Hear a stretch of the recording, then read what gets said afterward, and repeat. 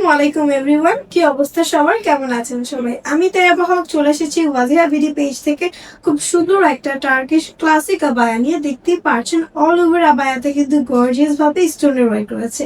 And এই সম্পূর্ণ আবায়াটি কিন্তু আমরা পেয়ে যাচ্ছি জাফরান ফেব্রিকের মধ্যে। আবায়াটি থাকছে অ্যাডজাস্টেবল কোটি সিস্টেমে, এটা কিন্তু অ্যাডজাস্ট করাই থাকছে, ঠিক আছে।